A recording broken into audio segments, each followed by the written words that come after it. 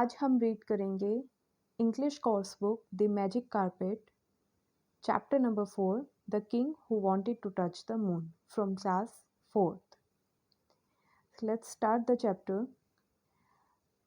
Once there was a proud and foolish king. He loved to wear new clothes. One day, two tailors came to his court. They said they could make clothes that only the wise could see.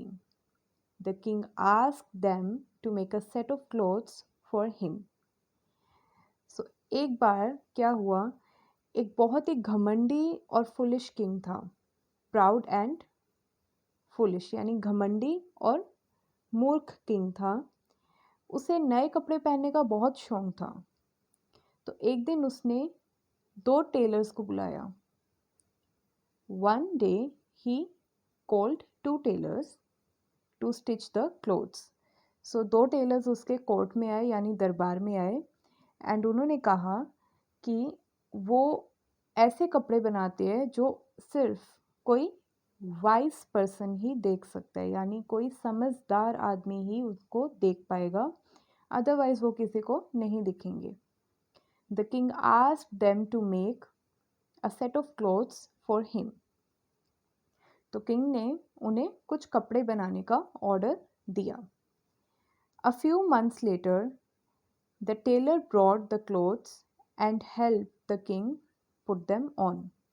कुछ महीनों बाद जो दो tailors थे, वो कपड़े लेकर आए और उन्होंने किंग को पहनाने की हेल्प की.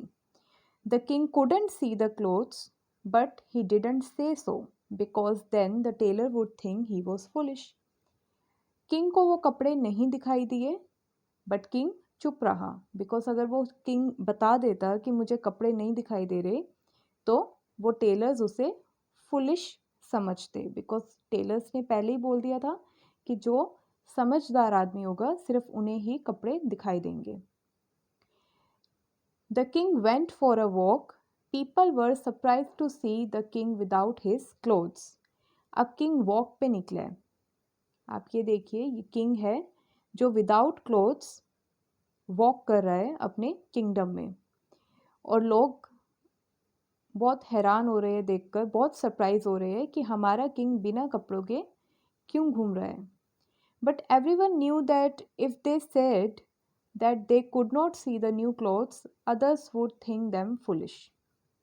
अब कोई भी इंसान, कोई भी जो आसपास लोग खड़े थे, वो कोई भी नहीं बोल रहा था कि हमें कपड़े नहीं दिखाई दे रहे, बिकॉज अगर उन्हें कपड़े नहीं दिखाई दिए it means that they are foolish. So ये सोचकर सब लोग चुप रहे.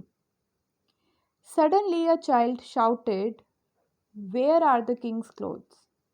अचानक से एक बच्चा चिल्लाया कि किंग के कपड़े कहाँ है. एंड स्टार्टेड लाफिंग, और वो बच्चा हंसने लग गया. Everyone laughed with him. The king ran back to his palace.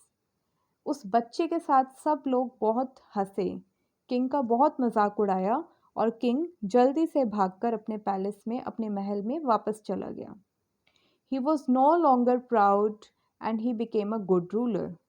इस इंसिडेंट के बाद वो जो किंग था उसका सारा घमंड खत्म हो गया. वो अब प्राउड भी नहीं था और वो एक अच्छा रूलर बन गया था. Here is the story of another foolish king. Read what he did in his false pride. So आपने ऊपर एक शॉर्ट स्टोरी पढ़ी है एक फुलिश किंग के बारे में. अब हम एक और स्टोरी पढ़ेंगे और हम ये देखेंगे कि उसने अपने झूठे घमंड में क्या बेवकूफ़ी की. Long ago, there lived a proud and foolish king. He wanted to become the best king in the world. बहुत समय पहले की बात है. एक प्राउड, एक घमंडी और एक मूर्ख किंग रहा करता था एंड वो दुनिया का सबसे बेस्ट किंग बनना चाहता था. सो बेस्ट बनने के लिए उसने कुछ मूर्खता की. Pacing up and down his room one night, he looked out of his window and saw the moon. एक दिन वो अपने रूम में घूम रहा था और उसने विंडो से मून को देखा. मून को देखते ही उसके दिमाग में एक आइडिया आया. He decided that he would become the first man to touch the moon.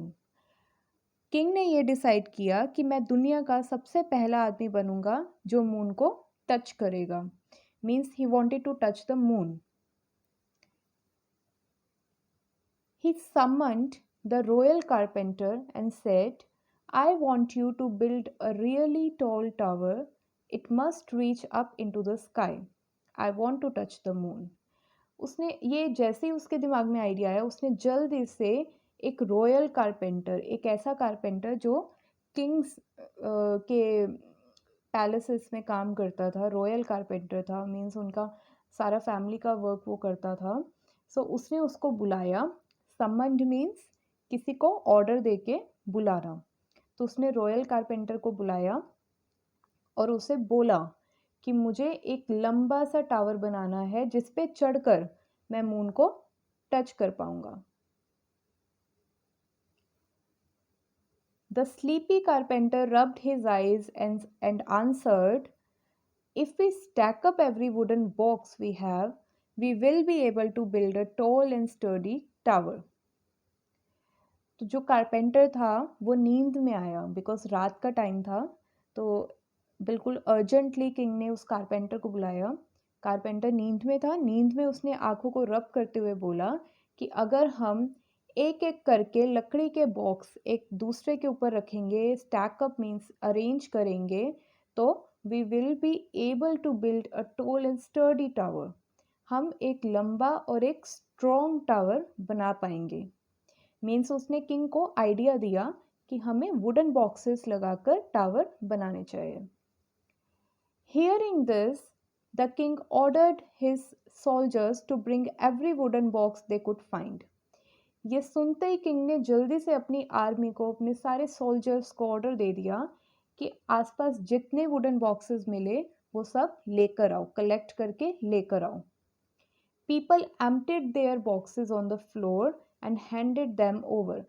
हर मतलब उसके किंगडम में जितने भी लोग थे सब ने हेल्प की. सब ने अपने घरों में जितने बॉक्सेस थे उनको खाली कर दिया और हैंड ओवर कर दिया सोल्जर्स को ताकि वो किंग के लिए टावर बना पाए. When the soldiers arrived with the boxes, the royal carpenter ordered, pile the boxes up, one on top of another. Then I will nail them in place. Carpenter ने जैसे ही soldier boxes collect करके लेकर आए, carpenter ने बोला ये सारे boxes एक दूसरे के ऊपर पाइल अप कर दो. मीन्स एक इस तरह से एक दूसरे के ऊपर लगा दो और फिर मैं इनमें नेल लगा दूंगा. नेल मीन्स कील लगा दूंगा. कील लगाने से वो अपनी जगह पर स्टेबल रहेंगे. That's not high enough. जब उन्होंने अरेंज किया, इस तरह बॉक्सेस को अरेंज किया, तो किंग ने बोला कि ये ज़्यादा ऊंचा नहीं है. बिकॉज वो देख रहा था सारा प्रोसेस खड़ा होके. ही सो द ग्रोइंग पाइल. वो पाइल को देख रहा था और उसने कहा कि ये ज़्यादा हाई तो नहीं है. We need more boxes. हमें और बॉक्सेस चाहिए. Chop down every tree in the kingdom and make as many big boxes as you can. तो किंग ने बोला कि शहर में मतलब हमारी जो किंगडम में जितने भी बॉक्सेस है, जितने भी पेड़ है, सबको काटो और उसकी लकड़ी के बड़े बड़े बॉक्सेस बनाओ और फिर उन बॉक्सेस को यहाँ पर पाइल अप करो. तो किंग ने नया ऑर्डर दे दिया. The workman banged and hammered and did not stop until every tree in the kingdom had been turned into boxes. उसके जो वर्कमैन थे, वर्कमैन मतलब कि वो जो लेबर थी जो काम कर रही थी वहाँ पर, मजदूर काम कर रहे थे, वो जल्दी से गए, एक एक पेड़ को उन्होंने काटा. जब तक सारे पेड़ बॉक्सेस में कन्वर्ट नहीं हो गए वो सब पेड़ काटते गए. The boxes were placed one on top of another and the tower grew taller. Boxes को उन्होंने एक दूसरे के ऊपर लगाया और टावर और भी ज़्यादा टॉल हो गया. The tower grew so high that people on the ground could not see the top. अब टावर इतना ऊंचा हो गया कि लोगों को उसका टॉप पार्ट दिखाई नहीं दे रहा था बिकॉज बहुत ही टॉल बना दिया उन्होंने. The king declared, I will climb the tower tonight and touch the moon. King ने ये घोषित किया कि मैं आज रात को ये टावर चढ़ूंगा और मून को टच करूंगा। People watched in wonder as the king climbed higher and higher. He huffed and puffed until at last he reached the top of the tower. अब लोग सब खड़े आसपास लोग देख रहे हैं कि ये जो टावर बना है इसका रिजल्ट क्या होगा।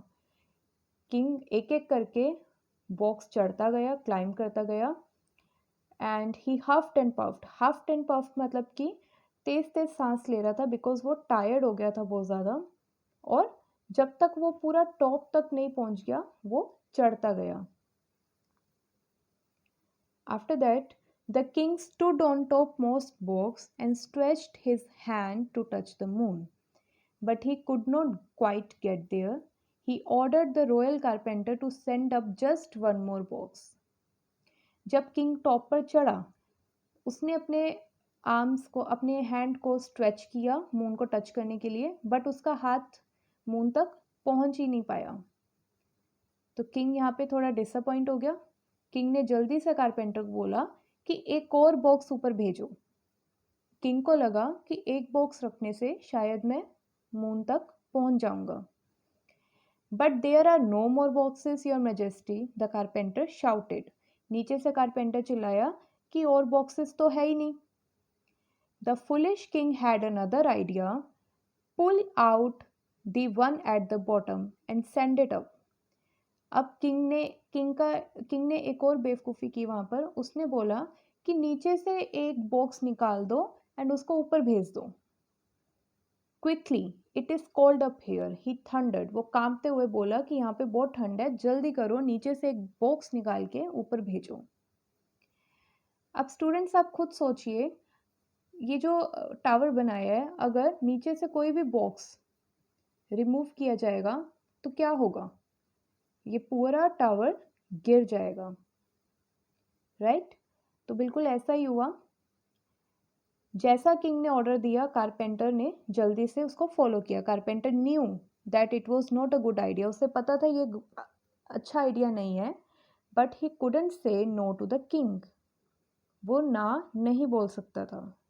ही tugged at the box at the bottom with all his strength. टग टग का मतलब होता है खींचना, पुल करना। तो उसने अपना पूरा जोर लगा के नीचे से एक डब्बा खींचा। First there was a creak, then a crack, then with a mighty rumble the tower came down in a heap. तो पहले हल्की सी आवाज़ आई और फिर बहुत ही लाउड आवाज़ में पूरा का पूरा टावर नीचे बिखर गया, ढेर हो गया। When the dust settled, जब कोई चीज़ गिरती है धड़ाम से तो एकदम से धूल उड़ती है। तो जैसे ही धूल सेटल हुई वहाँ पे, the king got up and looked at the boxes scattered everywhere. उसने देखा कि डब्बे हर तरफ बिखरे पड़े हैं, स्कैटर हो गए हैं। His wish to touch the moon had not come true. अब उसकी ये विश भी पूरी नहीं हो पाई। He had made his soldiers and people work hard, now they could all see his foolishness. उसने अपने सारे सोल्जर्स, सारे आसपास के लोगों को काम पे लगा दिया था, लेकिन सब ने देखा कि किंग ने क्या फुलिशनेस की है। After some days the king began his royal duties. कुछ दिन बाद किंग ने दोबारा से अपना काम संभाला, रॉयल ड्यूटीज संभाली। And he had learned a lesson. उसको बहुत ही बड़ा लेसन सीखने को मिला। And he had realise that looking after his people was the only way to become the best king. तो किंग को ये चीज़ एंड में रियलाइज़ हुई कि अगर मैं अपने लोगों का ध्यान रखूँगा तभी मैं एक अच्छा किंग बन सकता हूँ। ओके, टचिंग द मून और मतलब ये जो बाकी की चीज़ें होती है इससे कुछ प्रूव नहीं होने वाला। सो सबसे पहले मुझे अपने किंगडम के लोगों का ही ध्यान रखना पड़ेगा, उनके लिए कुछ अच्छा काम करने पड़ेगा। This is the only way to become a best king. तो ये थी आपकी story, the king who wanted to touch the moon. इसके क्वेश्चन आंसर्स हम पार्ट 2 में कवर अप करेंगे विथ फुल एक्सरसाइज।